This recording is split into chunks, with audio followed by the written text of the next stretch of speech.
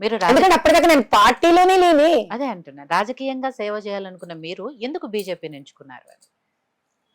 మోదీ గారి కన్నా నిస్వార్థంగా పనిచేసిన నాయకుడు నాకు కనిపించలేదమ్మా. నేను ఒక సామాన్య ప్రజల్లాగే, అంటే బీజేపీ పార్టీకి ఫస్ట్ సంఘ ఉద్దేశాలు ఉండడం.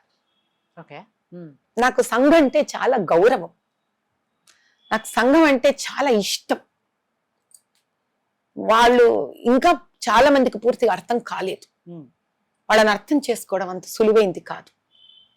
వాళ్ళతో జీవించాలి, వాళ్ళెవరో అర్థం చేసుకోవాలంట. వాళ్ళకున్నంత పెద్ద మనసు, వాళ్ళకున్నంత త్యాగం బహుశా ఎవరికీ లేదు. అలాంటి ఒక ఆధ్వర్యంలో పెరిగిన పార్టీ బీజేపీ. గొప్పతనం ఏంటి తల్లి బీజేపీదంటే? సంఘది.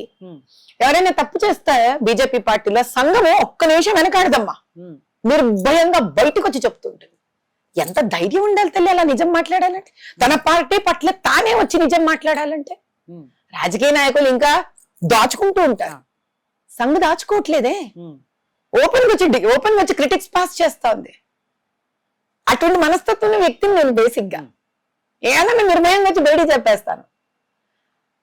అలాంటి ఒక నీడ కింద, అలాంటి ఒక వటవృక్షం కింద నేను స్వేచ్ఛగా నన్ను నేను కాంప్రమైజ్ కాకుండా, రాజీ పడకుండా నా సిద్ధాంతాలను పని చెయ్యగలను అన్న ధైర్యం ఇచ్చిన పార్టీ బీజేపీ నాకు.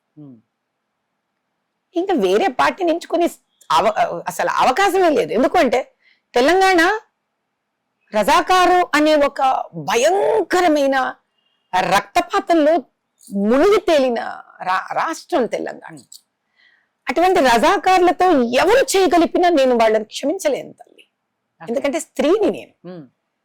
రజాకార్ మూమెంట్ లో ఇప్పుడు మతపరంగా మరి చంపడం ఇవన్నీ చరిత్రలో అలవాటు అయిపోయింది విని విని.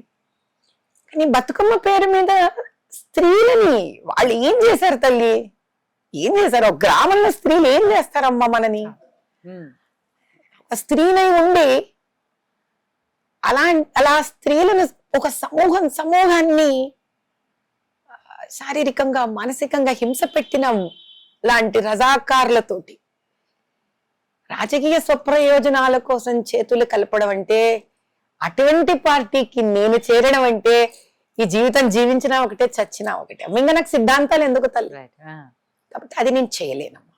విరమించుకుంటా రాజకీయాల నుంచి, ఒకవేళ నాకు అవకాశమే రాకపోతే విరమించుకుంటాను తప్ప ఆత్మవంచన చేసుకోలేను.